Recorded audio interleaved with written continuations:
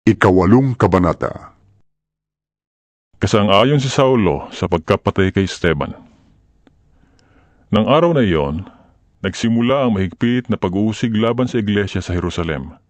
At maliban sa mga apostol, ang lahat ng sumasampalataya ay napunta sa iba't ibang lugar sa lupain ng Judea at Samaria.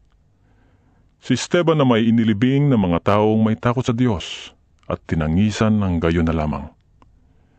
Samantala, sinikap ni Saulong wasakin ang iglesia. Pinapasok niya ang mga bahay-bahay at ang mga mananampalataya ay kanyang kinakaladkad at ibinibilanggo, maging lalaki man o babae. Ang mga mananampalataya ay nakarating sa iba't ibang lugar at saan man sila mapunta ay pinapangaral nila ang salita. Nagpunta si Felipe sa isang lungsod ng Samaria at ipinahayag doon ang Kristo. Nang mapakinggan ng mga tao si Felipe at makita ang mga himalang ginagawa niya, inisip nilang mabuti ang kanyang sinasabi. Ang masasamang espiritu ay umaalis sa mga taong sinasaniban nito at sumisigaw habang lumalabas. Maraming mga lumpo at pilay ang napagaling kaya't nagkaroon ng malaking kagalakan sa lungsod na iyon. Doon may isang lalaking ang pangalan ay Simon. Noong una, pinapahanga niya ang mga Samaritano sa pamamagitan sa lamangka. Ipinagmamalaki niya na siya ay may taglay na kapangyarihan at pinapakinggan naman siya ng lahat mula sa pinakamababa hanggang sa pinakadakila. Ang lalaking ito ang tinatawag na dakilang kapangyarihan, ang kapangyarihan ng Diyos. Sabi nila. Mahabang panahon ding sila'y pinahanga niya sa pamamagitan ng kanyang salamangka, kaya siya'y patuloy na pinapakinggan nila. Ngunit ang ipangaral ni Felipe ang magandang balita tungkol sa paghahari ng Diyos at tungkol kay Jesucristo, sumampalataya at nagpabautismo ang mga lalaki at babae. Pati si Simon ay sumampalataya rin, at ang mabautismohan ay patuloy na sumama kay Felipe. Humanga siya nang makita niya ang mga himala. Nang mabalitaan ng mga apostol sa Jerusalem na tinanggap ng mga Samaritano ang salita ng Diyos, sinugo nila roon sina Pedro at Juan. Pagdating doon, ipinanalangin nila ang mga Samaritano upang sila'y tumanggap din ng Espiritu Santo sapagkat hindi pa ito bumababa sa kanino man sa kanila. Sila'y nabautismohan lamang sa pangalan ng Panginoong Hesus. Ipinatong nina Pedro at Juan ang kanilang kamay sa mga Samaritano at tumanggap sila ng Espiritu Santo.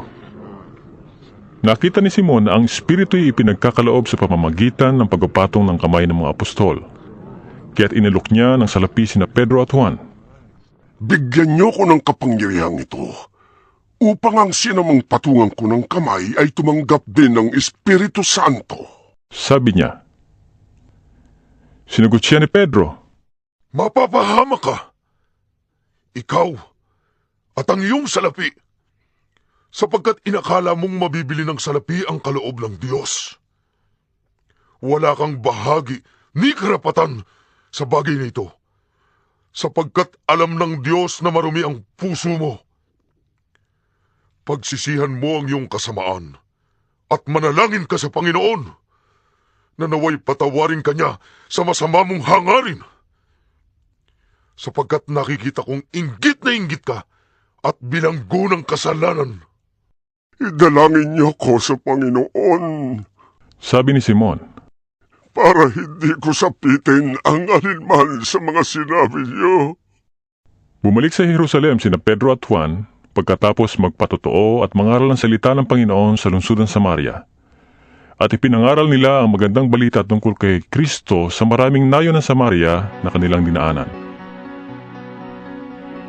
Pagkatapos, si Felipe naman ay inutusan ng isang anghel ng Panginoon. Pumunta ka agad sa tibog sa daang mula sa Jerusalem, papuntang Gaza. Hindi na iyon dinadaanan ngayon. Pumunta nga doon si Felipe at dumating naman ang isang pinunong taga-Ethiopia na ingat yaman ng Candace o reyna ng Ethiopia. Galing siya sa Jerusalem at sumamba sa Diyos. Pauwi na siya noon, nakasakay sa kanyang karwahe at nagbabasa ng aklat ni Propeta Isias. Sabayan mo ang sasakyang iyon. Utos ng Espiritu kay Felipe. Kaya patakbong lumapit si Felipe at narinig niyang binabasa ng pinuno ang aklat ni Propeta Isias. Tinanong ni Felipe ang pinuno. Nauunawaan ba ninyo ang inyong binabasa? Sagot naman ito, Paano kung mauunawan ito kung walang magpapaliwanag sa akin? At si Felipe ay inanyayahan niyang sumakay sa karwahe at umupo sa tabi niya. Ito ang bahagi ng kasulatang binabasa niya. Kung paanong hindi nag-iingay ang tupang dinadala sa katayan o ang korderong ginugupitan, gayon din siya. Hindi siya nagbuka ng kanyang bibig. Siya ay hinamag at pinagkaitan ng katarungan. Walang may tatala tungkol sa kanyang mga lahi, sapagkat kinitil dito sa lupa ang kanyang buhay. Sabihin mo nga sa akin, Sabi ng pinuno kay Felipe, sino ba ang tinitukoy dito ng propeta? Sarili ba niya o iba? simula sa kasulatang ito ay isinalaysay sa kanya ni Felipe ang magandang balita tungkol kay Jesus. Nagpatuloy sila sa paglalakbay at dumating sa isang lugar na may tubig, May tubig dito. sabi ng pinuno. Ako ba'y hindi pa maaaring bautismahan? Pinatigil ng pinuno ang karwahe, lumusong silang dalawa sa tubig at binautismuhan siya ni Felipe. Pagkaahon nila sa tubig, si Felipe ay kinuha ng Espiritu ng Panginoon at hindi na siya nakita ng pinuno. Ang pinuno ay tuwang-tuwang nagpatuloy sa paglalakbay. Namalaya na lamang ni Felipe na siya ay nasa Azoto. Mula roon, ipinangaral niya ang magandang balita tungkol kay Jesus sa lahat ng bayang dinaraanan niya hanggang sa marating niya ang Cesarea.